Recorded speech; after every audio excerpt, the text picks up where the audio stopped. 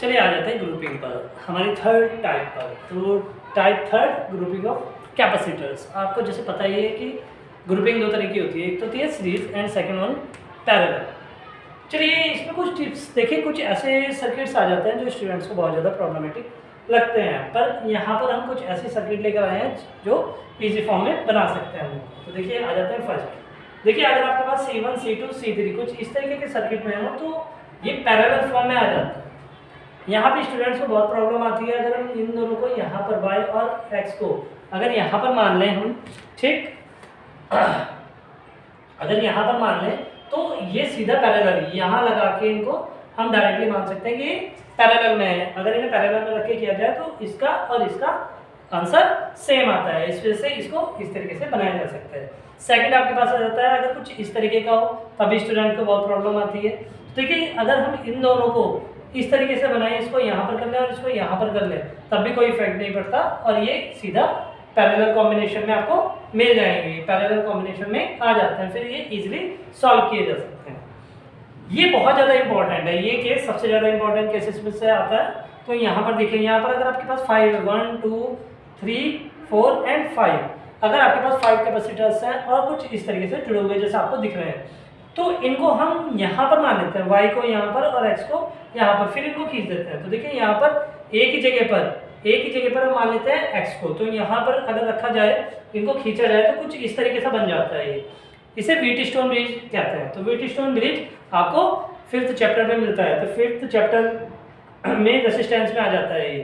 तो अगर यहाँ पर से व्हीटस्टोन ब्रिज की तरह देखा जाए तो व्हीटस्टोन ब्रिज की तरह अगर C1 एंड C2 इन दोनों का ratio, C1 and C2 C3 and C4 के रेशियो के अगर इक्वल हो जाता है, अगर इन दोनों का रेशियो C1 एंड C2 का रेशियो C3 और C4 के रेशियो के इक्वल हो जाता है, तो यहाँ से कोई भी चार्ज फ्लो नहीं करता है यहाँ पर, यानी यहाँ पर हम देखें तो कोई करंट फ्लो नहीं होता, कोई चार्ज फ्लो नहीं होता।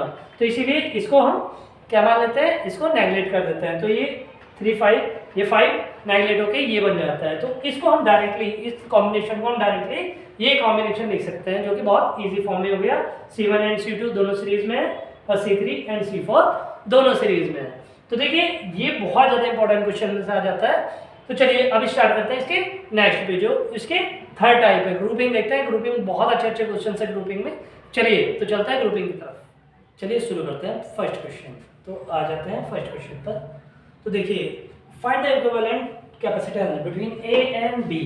A एंड B के बीच में A या B एरा, इनके बीच में कॉम्बिनेशन में आपको कैपेसिटेंस फाइंड करना है। इनका सबका कैपेसिटेंस जो है वो है 2 माइक्रोफैरेड। इफ सेकंड पार्ट इसने कहा है, if a DC source of 7 volt is connected across AB, how much charge is drawn from the source, what is the energy stored in the network. तो देखिए इसमें सभी चीज़ें आपको फाइंड करनी है जो गिवन है, जो बोली गई है। CBSE 2017 और 2019 में आया हुआ क्वेश्चन है। तो चलिए आ जाता है, इस क्वेश्चन लेकर करते हैं। चलिए आ जाते हैं सॉल्यूशन।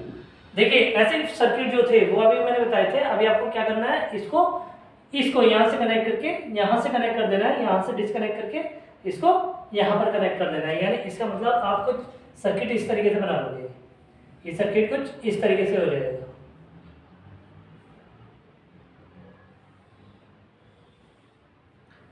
यानी अगर हम देखें तो इसमें सर्किट कुछ इस तरीके से हो जाएगा। ये आपके पास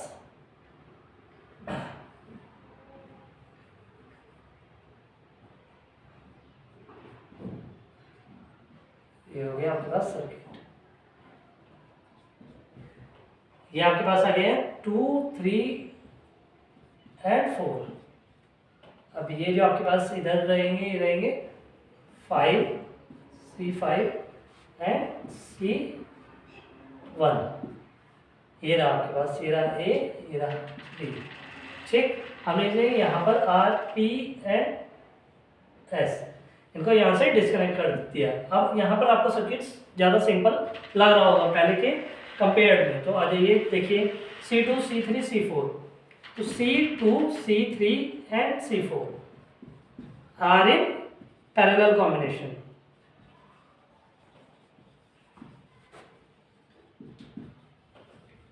अगर ये पैरेलल कॉम्बिनेशन में है तो इनका जो इक्विवेलेंट कॉम्बिनेशन होगा तो वो हो जाएगा C पी कह दिया मैंने इसको, C P is equal to C2 plus C3 plus C4, यानी इसका मतलब 2 प्लस 2 प्लस 2, यानी आ गया 6 माइक्रो फैरेड।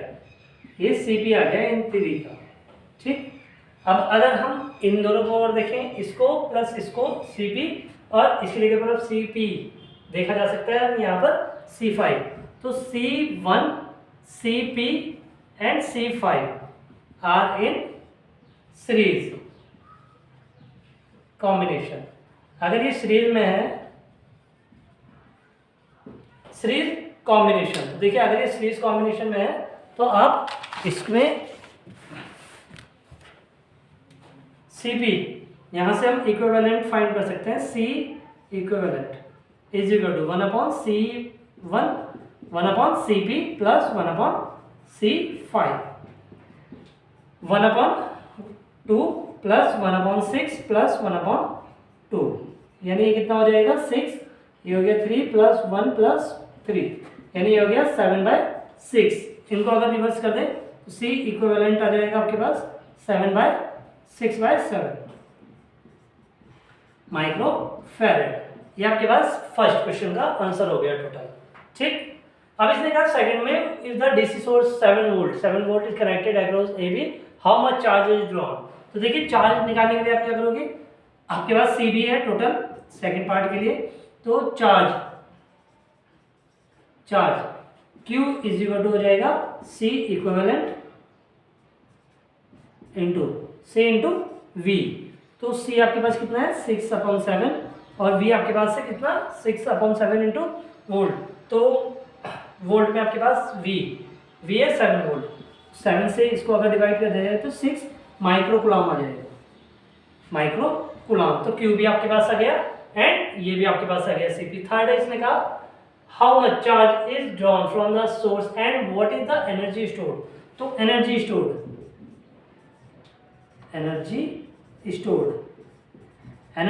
कितनी हो जाएगी, energy stored U is equal to आपके पास होता है C हाफ CV स्क्वायर।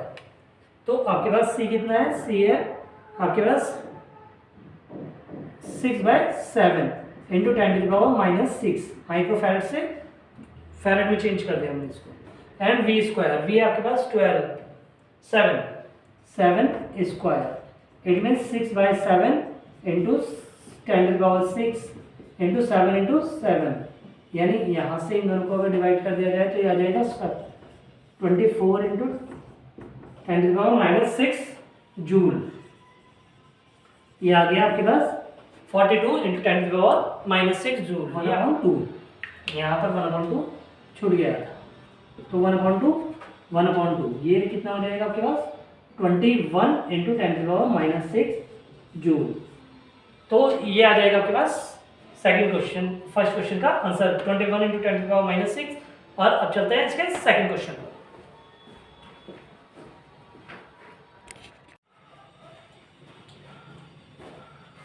आ जाते हैं दूसरे क्वेश्चन पर। तो देखिए दूसरा क्वेश्चन जो है वो बिल्कुल पहले वाले की तरह ही है, बस यहाँ पर चेंजेस हैं।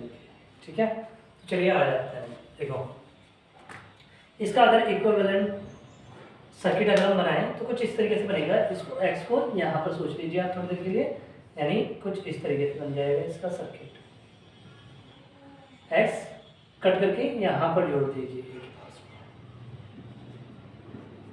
और ये B यहाँ से कट करके आप कहाँ पर जोड़ दोगे, B Y।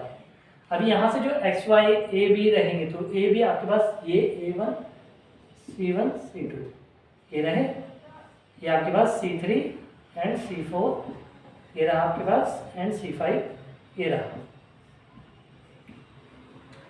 अब देखो यहाँ पर सभी पर C सभी पर सेम है, यानी यहाँ पर अगर हम देखें C2 C3 C4 ये सब अगर हम देखें तो सब पर सेम कैपेसिटेंस है, यानी इसका मतलब हम ये इसकी जगह पर ये और लिख सकते हैं, इसकी जगह पर ये और बना सकते हैं,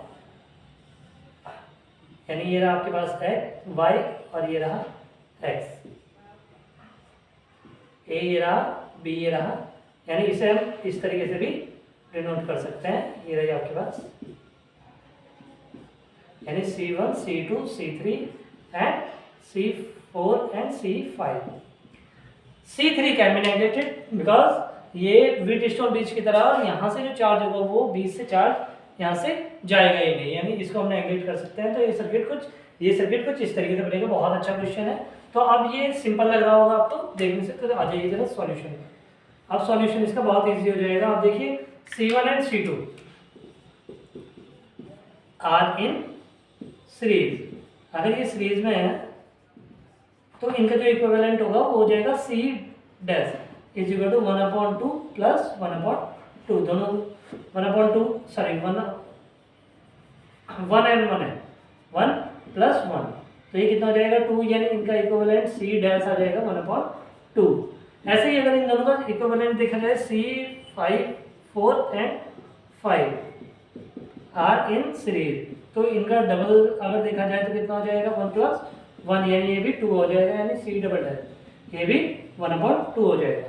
अगर इन दोनों को देखें, इन दो को और इसको, यानी अगर हम देखें C and C dash and C double dash are in parallel combination.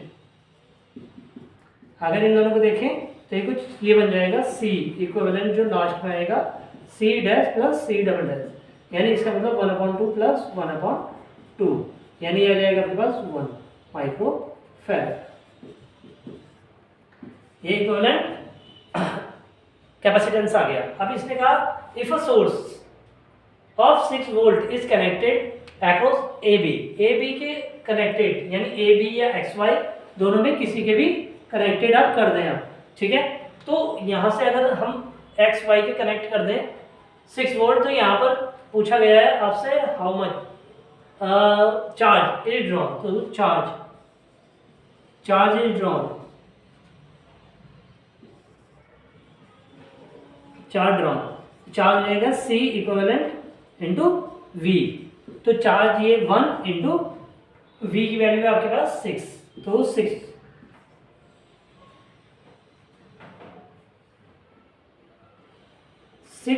1 ये माइक्रोफैरेड में था और ये आपके पास वोल्ट में था, तो ये माइक्रो कूलम आएगा आपके पास, माइक्रो कूलम।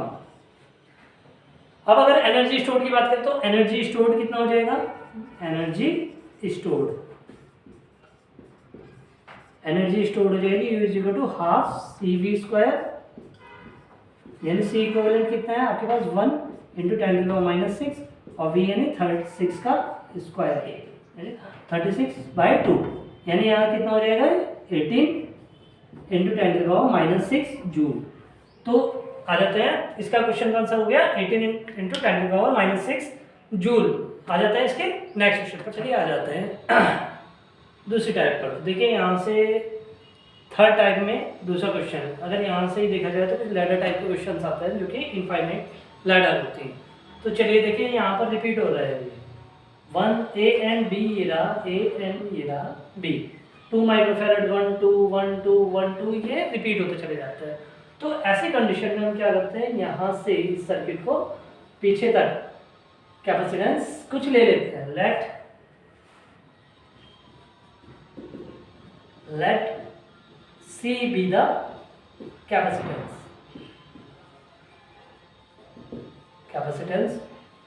of network.